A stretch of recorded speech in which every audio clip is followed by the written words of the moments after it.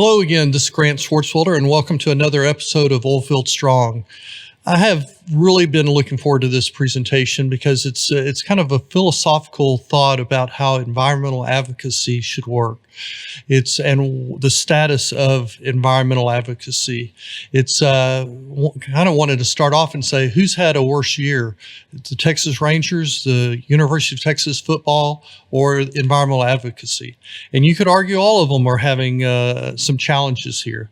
Well, today I'm very fortunate to have a good friend and so knowledgeable on this topic, Colin Leyden, who is State Director for Texas for the Environmental Defense Fund, but over 30 years of working in environmental advocacy. So I think you're in a great position. Obviously, some of this you'll be talking as you as an individual, some for EDF, but I'm also going to push because I'd like to understand, obviously EDF is just one component of the environmental advocacy group.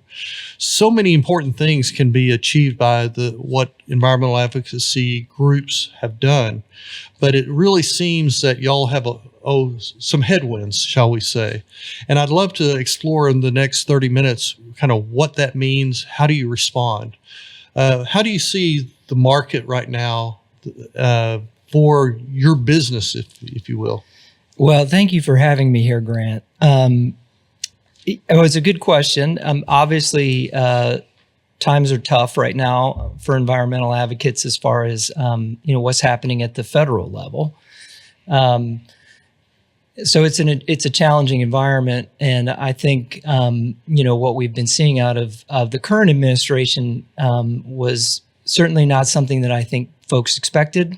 You think? I think we obviously thought it would be a big change from where things were, but did not probably anticipate the speed and the aggressiveness of the rollbacks, of even going after some issues that probably many of us thought were off the table, or at least not touchable. With those, like I assume you're talking like even pushing endangerment, pushing subpart W. It has been amazing how surgical and thorough they have been. Yeah. So, I think what we've kind of come to realize in retrospect was there was a plan. Yeah. Whether or not that's coming from the OMB's VOT or the 2025 blueprint, but I think those are connected. So, they had a plan and they decided to start executing on day one. And I don't think we were really thinking that was how quickly things were going to happen. Some of what you're seeing with the pushback by the administration, is that because of such a strong push for pro-environmental type action over the last 4 years? It seems like there's this whipsaw back and forth that happens. Got to believe that's associated with that. Well, I think that what we in the environmental community come to expect in changes of administration is, you have, say, a Democratic administration that's more sympathetic to environmental issues or environmental arguments. And then maybe a Republican administration comes in and you expect to see, a change, right? Sometimes changes that you don't like, but all within sort of a realm of kind of what we would quote unquote call normal. And we've always, in the environmental community, worked with both Republicans and Democrats on environmental issues because I firmly believe that a lot of the environmental issues remain bipartisan issues, and we can talk about some of those. As far as it being sort of a reaction to overzealousness on the part of environmentalists, I would tend to say no, but that's because I think issues like climate change are very urgent. And so aggressive action is needed, and that's what environmental and climate advocates were pushing for, and got some of that from the Biden administration. Although I will say, the Inflation Reduction Act, which was, probably the marquee climate legislation in the U.S. to date, was negotiated by Joe Manchin, and the oil and gas industry had a seat at that table, and a lot of the sort of carrots in that bill were targeted towards, moving the oil and gas industry proactively towards the energy transition in a way that they had negotiated for in that bill. So I guess from my perspective, I wouldn't classify it as overzealous, but I would say that they were big moves by the administration. And so I guess if you want to argue that this is a reaction against that, yeah. I don't think it's an unreasonable argument, but probably not something I would agree with. Sure, no, and I can appreciate that. It's well, let me test another one kind of like that. It's that the perception out there would be environmental advocacy is geared more toward punishing or kind of an anti-fossil fuel type of effort as opposed to more of a cooperative. Now, obviously, this is called oilfield strong, and so I'm taking kind of more of the oilfield type mentality. Yeah. What would you say to that? Well, I think there's two parts to that. That one, I think, is kind of a philosophical debate that's happening within the environmental community. I mean, if you kind of recall how we ended up with an environmental kind of advocacy community, it started, really in the 60s and 70s when, from my perspective, we really needed it. I mean, we had rivers on fire. But a lot of this was done during a Republican administration. Absolutely. Richard Nixon started the EPA. George Bush, did the revisions to the Clean Air Act, the first Bush. But there is this philosophical kind of, my point is that the environmental movement started as a no movement, right? We need to stop doing this. And it's obviously been an effective no movement over the decades. And I think that a lot of that was warranted. And now a lot of people who care about climate change, for instance, we recognize that we have to build things. We have to build. What do you mean? Well, we have to build lots of new clean energy. Okay. And I see what you're saying. we have to build new transmission in order to bring that energy. And so if your DNA is to say no, then does that get in the way of actually doing the things that need to be done in order to clean things up, in order to, to do climate change? So that's an active conversation within the environmental and climate community, is how do we get to yes on some of this stuff? There's a couple of things from there that come to mind. It's like we had a previous speaker on Oilfield Strong talking about China and China's energy policy. And what's interesting in comparing that to America, where America is now heading towards such a fossil fuel focus, getting rid of solar and wind type initiatives and all. And you have China that's adding more solar this year than we have I think that collectively. Yeah.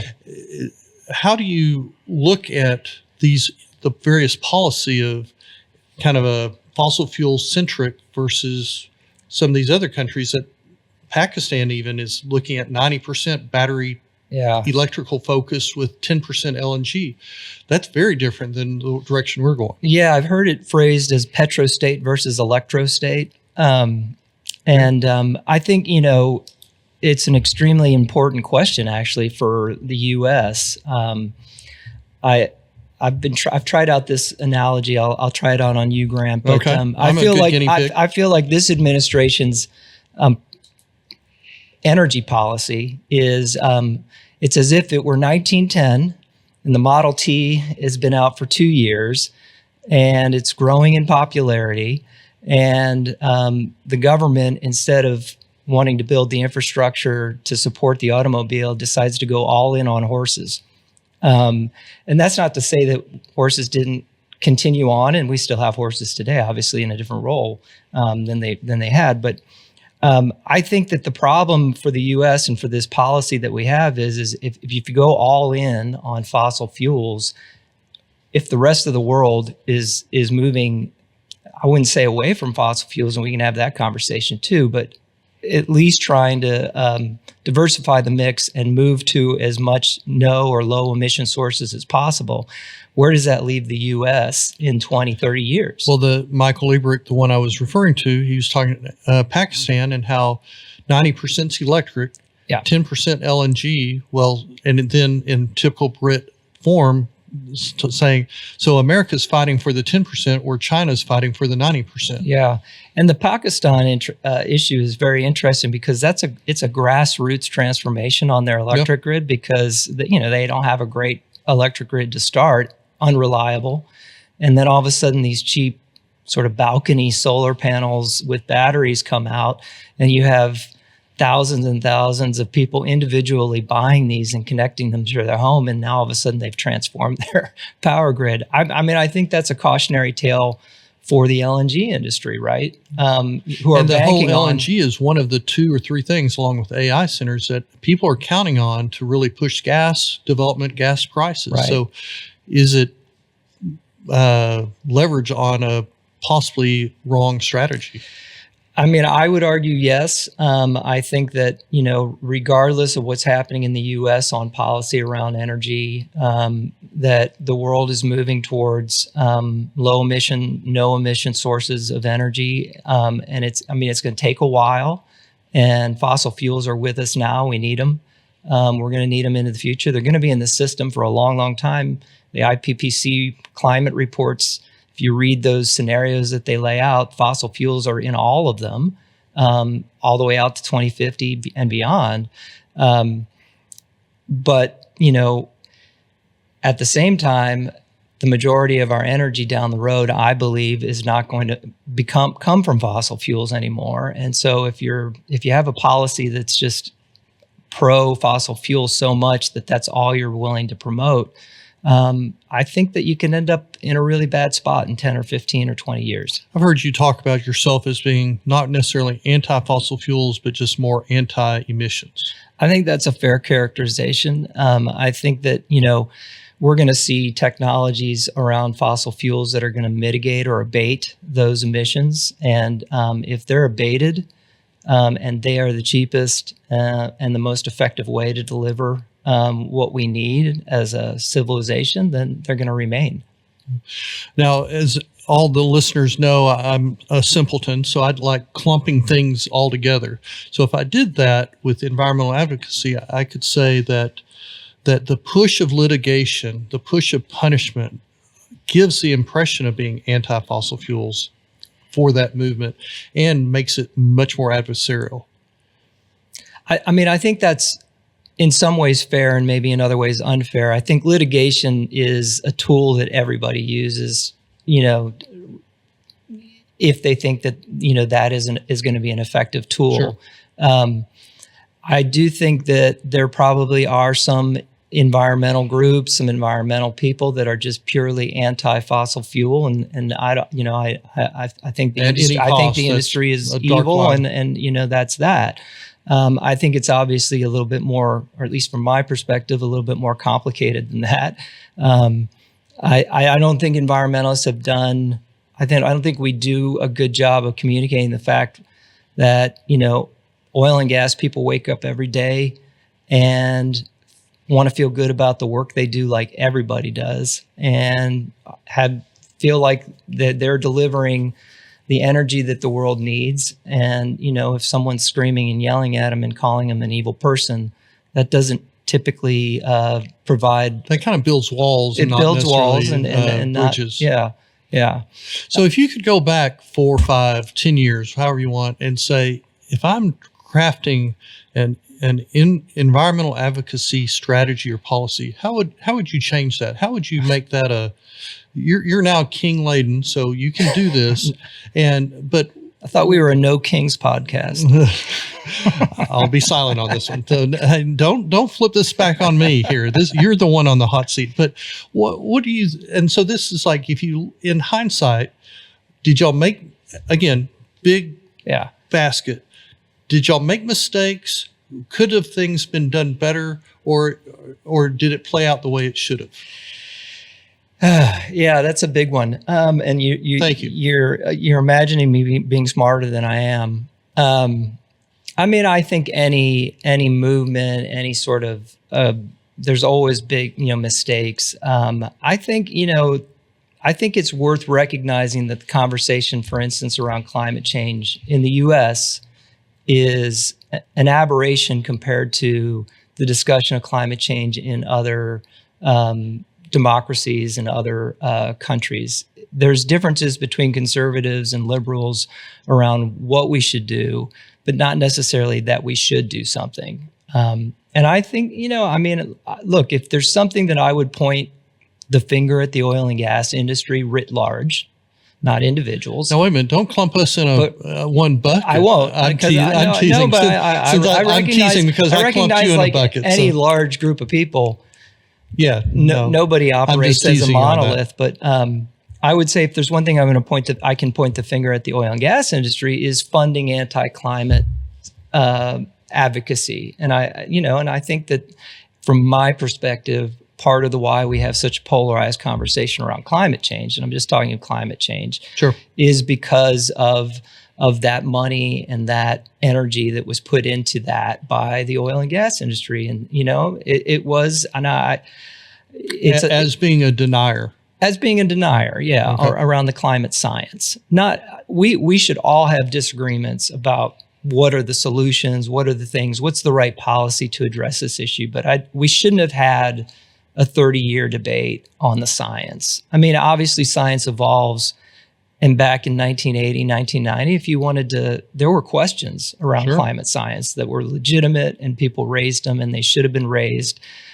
But by the late 90s, mid 90s, I mean, the science was pretty rock solid at that point. It's important to remember climate science is over 100 years old. It was in the 1890s when it was first proposed that CO2 was a greenhouse gas. And then it was quickly proved that, burning coal was probably going to warm the planet. And then, from there, we had a 70, 80, 90-year evolution of climate science. And so, anyway, to get to your original question, have mistakes been made? Sure. I think so. I think I don't think it's productive to call people evil.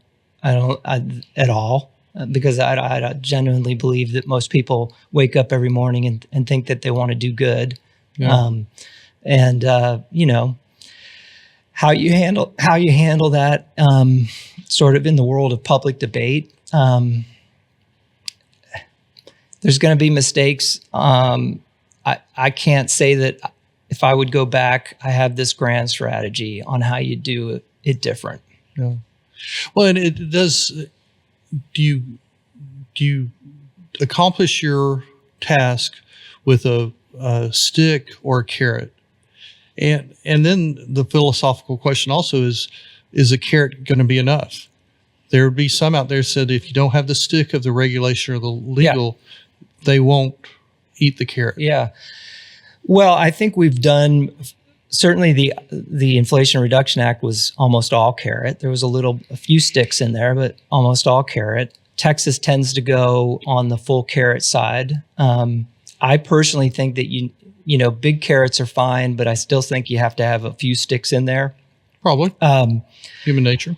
Human nature. I think that we see some of these problems in Texas on environmental enforcement, where it's sort of a compliance approach where somebody does something wrong and our regulatory bodies say, well, we just want to get you to comply. And that's fair, right, as a philosophy. Sure. But if you don't also have a little bit of teeth with that, then I think you create sort of a moral hazard where, actors, who are subject to environmental regulation don't really feel threatened at all if they do something wrong. So I think you have to have both. I think that, we had a long debate about, solutions to climate change. A carbon tax was one that, really kind of a conservative approach. Honestly, it's from an economic perspective, it's sure. You tax the things that that you want to see less of. But we decided that the politics around that were too difficult. Cap and trade was also another option that was out there on climate. That was definitely cast as a negative, that it was going to be onerous. Right. And so, the cap part is the stick. And, and I think we got to the Biden administration and everybody realized that it pretty much has to be all carrots. And that's what ended up passing is a bill that was heavy on carrots. I'm sad to see that it's gone. A lot of it is being pulled back because I think we were seeing progress on that front, even in a short year or 2 years of it being implemented. This kind of fits with what could we do different and kind of bridges to future. My sense is that the focus on methane has lost momentum that the public doesn't care as much, but instead they might care more about water and plug in oil field world plugging. Yeah. And that seems to have a little bit more momentum. So there's several things there. Yeah. First, you buy the premise that methane, the general public, it's waning. And if so, what does that mean for an environmental advocate? And then if it is shifting, then again, what does that mean for advocacy? Yeah. Well, and the thing about methane that's always been a challenge has been it's difficult to get people engaged on something they can't see, right? Yep. And I mean, that's true broadly for climate change. It's often the future, although I think we are now starting to actually feel it. But I don't think that the issue of methane is going to go away in any way. It may be waning with this administration for sure, but it is, number 2 on the climate pollutants behind carbon dioxide, and in fact, it remains the quickest way that we can actually impact. So you're talking science and math. I'm Yeah. talking public perception and public motivation. Well, I understand, and that's always been the struggle around, as I said, methane and climate change in general is how do you break through on the public side?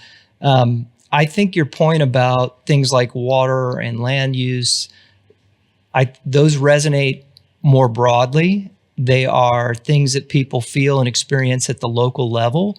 And so, to that point, when we look at issues that we want to work on, say in the oil and gas industry, one of the biggest growing parts of our program is what we could call end of life use, or legacy infrastructure, orphan wells, Heading toward the plugging. idle and inactive wells, and then and these are big issues that even I think the industry realizes is that have been put off for a long time, and people are experiencing it out in West Texas.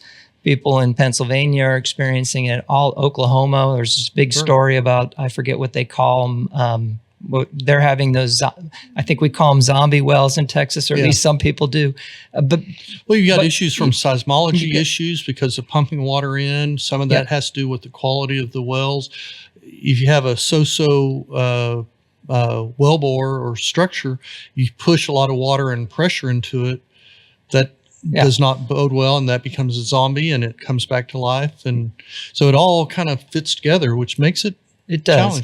But I think maybe your point, it does influence on what issues you decide to work on in a particular area. Like, I'm not going to convince Governor Abbott or the TCEQ that they need to all of a sudden come up with a climate plan for the state of Texas. But on an issue like how long should an oil and gas well be allowed to stay idle or inactive? I mean, I think we saw some legislation pass this last session, which we, Environmental Defense Fund, were engaged on, and the oil and gas industry carried that legislation. And, for the first time now, we have limitations on how long a well can stay inactive. And we're beginning the process, I think, of having a bigger conversation around how do we address legacy infrastructure in the oil and gas industry. Kind of go off on that tangent since you brought it up. That's, what is that, Senate Bill 1150, I think. That's right. And it's that seemed to be an effort where all the parties came together, and it's not a perfect thing from either perspective. 15 years, I'm sure from an environmental standpoint, that's way too far, and from an operator, that's way too short. But at least it's something. Yeah. What is there things to learn from how that came to be and was well, created? I hope so. I mean, I would never take credit. I mean, we're not driving. Oh, come on. We're not Take driving all the what credit you happens want. at the legislature. I mean, honestly, that bill started off as a negotiation within the industry, and some folks in the industry wanted a shorter time frame than 15 years, and then eventually that was what got negotiated. I do think that that's an example, though, of an environmental issue that everybody did end up supporting. Everybody argued for their perspectives before the bill was final, but at the end of the day, it passed overwhelming. All of the environmental groups were supportive of it passing, and all of us put out press releases thanking the authors and making sure that kudos were given to the industry for taking a first step. It is in this world to show kind of that cooperation. That's a positive of itself in a way. So let's talk about. Okay, you see the headwinds. So what does EDF, environmental advocacies, what do they do? You got litigation, you got state, you got community issues, you got public relations, but how do you don't have the EPA as your big enforcer behind you. So how do you get things done? How do you focus on things? Yeah, it's a good question. Well, I should mention that we're a global organization, so we have a lot of work going on in other countries. I'm American. I don't worry about the world. We'll leave that aside. I'm focused solely on Texas and the U.S. So I think there's a couple of things that we are doing and that we will do in the current circumstances. You mentioned litigation. We will be involved in litigation when we think that something is either unlawful or against the established processes that are there for administrative law. There might even be a couple of circumstances at the federal level. Permitting may be an issue that can get some traction at some point, and that gets back to that whole question of saying yes. That's going to be a debate within the environmental community again on permitting. It was when they had that bill up a year or so ago. But beyond the federal piece, I mean, you end up looking at, okay, well, what can we get done in individual states? And, for Environmental Defense Fund, we'll be looking at, what are our, leadership states, the states where, they've already said, for climate, say they have a plan. And, well, can we accelerate? Is there any pieces of that plan that we can accelerate right now? So we'll be looking at the individual states. In a state like Texas, say, quote unquote, a red state, we'll be looking for issues like this, like we just talked about, the legacy infrastructure. Water remains a bipartisan issue. Seems to be. It does not fall down partisan lines. It falls down stakeholder lines. Who owns the water?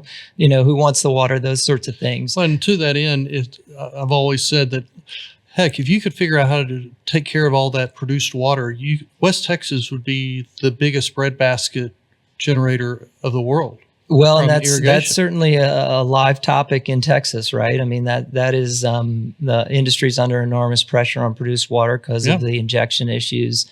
And so a lot of folks are looking at cleaning up produced water and using it as a resource. So how do you make something like that happen? Because that's obviously very complex. You got the science of it, you got the economics of it, a lot of people involved. Such a huge task. And I've heard people talking about it, but I don't really see anyone taking the leadership on that. Well, and to be honest, we have some concerns around it. Around what? How the strategy or the movement of it?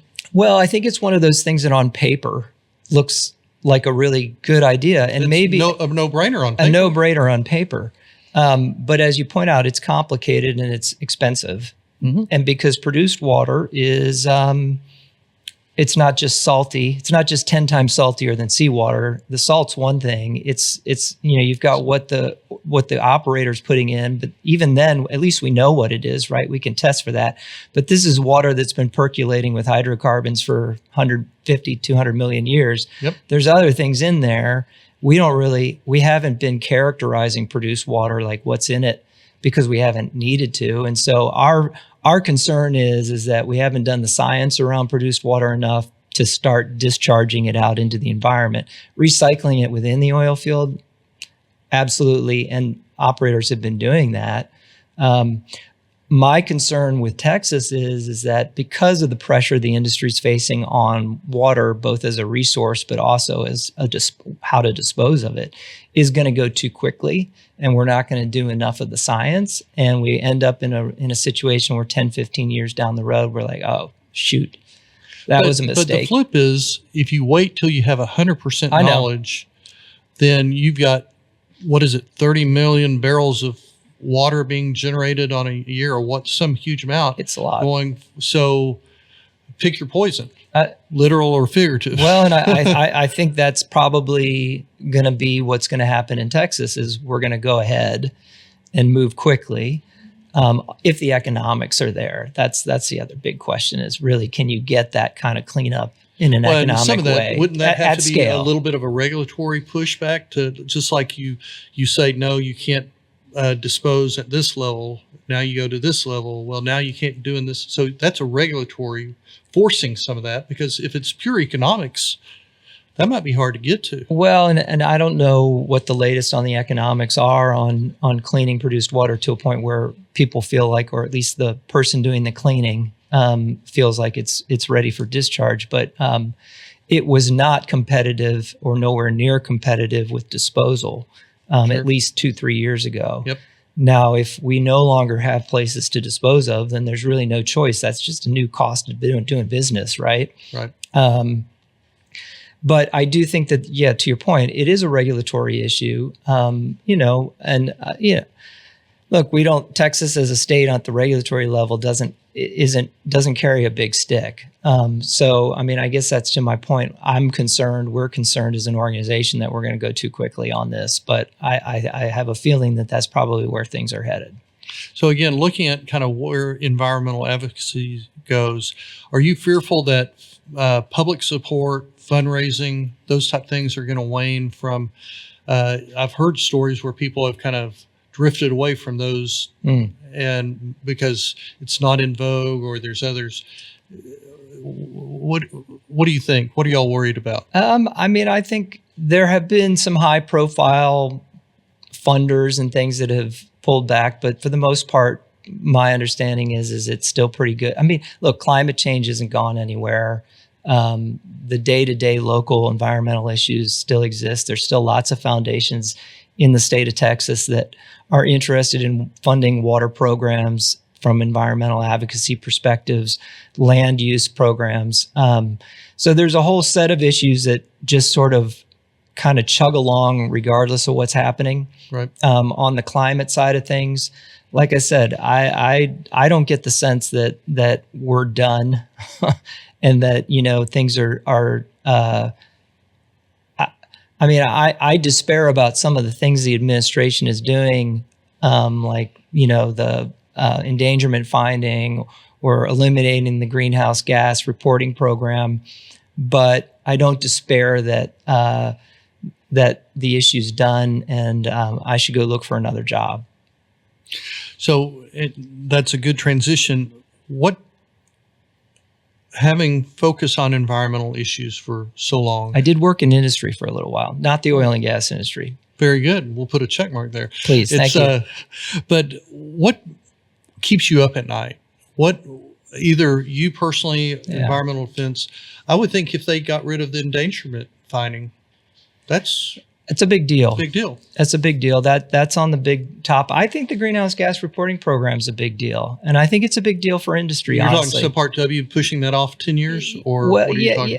Well, I think just eliminating the program, the reporting of greenhouse gases, and having that I think it's an issue, and industry has in fact weighed in against eliminating the reporting program because they're afraid that all of a sudden they're going to be reporting to 35 states with their own reporting program. Let me challenge that. Is it the whole industry, or is it seems like there's a bifurcation between the large companies? Oh, there always is. Yeah. And it seems like the large companies want to keep it, but the smaller independent and down don't.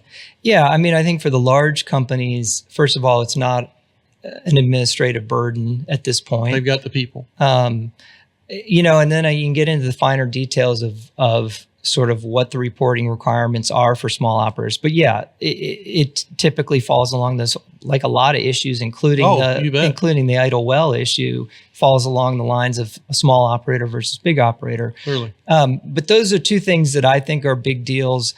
I think rolling back the methane regs or delaying them, not good. But, honestly, and I'll speak for myself, not my organization, but sometimes the things that keep me up around climate change are, we have these sort of feedback loops that are out there, and what's going to happen with a feedback loop where, you sort of reach a certain point where all of a sudden things start cascading. That worries me. And large scale species extinction is one thing that I worry about. Are you seeing signs of that? Now you're seeing it with little. Well, we've certainly seen it from humanity's, we've History historically, might yeah. but from a climate change perspective, I mean, we're not seeing anything catastrophic yet. But if you were to have, feedback loops that all of a sudden really messed with, sort of our existing sort of the way that the natural world works, we could see large collapses of species in very short period of time. And so, I mean, I don't sit all day pondering and worrying about that. But if you're going to ask me, like, what's the kind of thing that can give me a jolt? Yeah. It's thinking about something like that. Well, that's clearly a kind of a nuclear option. That's a huge. Well, let's go the other way. If you could pick one or two programs, kind of carrots, incentives to help, what would to increase or to put back in place? You talked about how IRA had some of that. Yeah. Obviously, you're not going to put all that stuff back in, but if there's one or two that would really be impactful, what would that be? I'd like to see a more of a focus, and I think the Energy Secretary is relatively supportive of this. I'd like to see next generation geothermal get a lot of carrots. That's the idea that traditional geothermal is the heat from the earth is real close to the surface, and you just take that existing steam and put it in a turbine and create electricity. Well, we've used all that pretty much. All those places, there's not a lot of them in the world, and we've used most of them. But the idea behind next gen geothermal is you take the technology that the oil and gas industry has developed over the last 40, 50 years on drilling deep, and you access those hot rocks at a deeper level, and all of a sudden you have geothermal in many, many, many more places, including possibly Texas. And that industry is new. And the companies that are doing it are actually here in Texas. So like the intellectual capital for that is here in Texas. And it's using existing oil and gas technology. So there's a transfer of intellectual capital from the industry itself that could make a really nice synergy. So you look at alternative energy. Has EDF looked at nuclear versus solar and really done where do y'all come out on all that? Well, we think nuclear energy is a needed. It sounds like it's probably the most green of all of them. It's pretty green. I mean, we do have waste to consider, but from an emissions perspective, it's zero. And it's 24 hours, 7 days a week, right? In fact, it is one of the most reliable forms of energy we have in Texas. Our two nuclear reactors are pretty much on the grid every single day, unless they're down for maintenance. I think nuclear is going to be a part of it. The search now is for what we call clean firm, which includes nuclear. It could include advanced geothermal. It could be natural gas with carbon capture and storage. I think we're going to see some announcements on natural gas and carbon capture and storage in Texas. Now, it's not going to be driven by the power market. It's going to be these big data center hyperscalers that have climate commitments and are willing to pay the premium that it is to do carbon capture and storage. But we also, you look at Texas on the energy side, and the amount of resources we have is crazy. Amazing. We have oil and gas, we have wind, sun, and we have enormous storage reserves for carbon. So if I were to have a dream, I wouldn't necessarily tell the Governor Abbott that we ought to have a climate plan, but let's have a carbon management plan where we're kind of bringing all these different pieces together and figuring out how Texas is going to be a world leader in carbon management and producing clean electricity and still producing hydrocarbons, but they're the cleanest hydrocarbons in the U.S. in the world. In a way, what you're describing is kind of what China's doing, which is a little of everything. Except they don't have as much oil and gas. Yeah, and so they're using coal, which has its own issues, as a way to do that. But it's almost like they have a strategy of they don't completely know where it's going, so have a little of each. That's right, and that's kind of fits with what you're saying. So yeah. Very good. Colin, thank you very much for your input. This is a delightful conversation. It's the problem with all of these things is it's just very difficult. It's a more complex problem. And so how do you fix it? It is. But I think to end on a hopeful note, please. We try to be positive a little bit. Well, we've made a lot of progress on a lot of issues, including in the oil and gas industry. The companies that we've worked with have made enormous strides on mitigating their methane emissions. I know that your company works in that space as well. We do. We've seen enormous things happen with other forms of energy, including wind and solar is transforming our power grid right as we speak this minute. We're no longer concerned about summer peak as much as we used to because solar is helping. It fits in nicely with the way things are in Texas. So anyway, we're making a lot of progress on the issues I care about. You know, you got to wake up every day and decide to contribute what you can to that progress. Ball down the way. Very, very true. Thank you very much, Colin. Thank you, Grant. Part of the focus of Oilfield Strong is to really explore different sides of an issue. The environmental side is very important. We live here. The oil companies live and their employees are active in those areas. So it is important to a lot of folks. How we move forward, how we do it economically is a huge question. And as we just talked about, it's a very complex question to try to answer. But I think understanding how environmental advocacy looks at it, what their issues are, I think is well worth thinking about when we're trying to look for overall solutions. Hope you enjoyed this episode and join us in our next one. Thank you.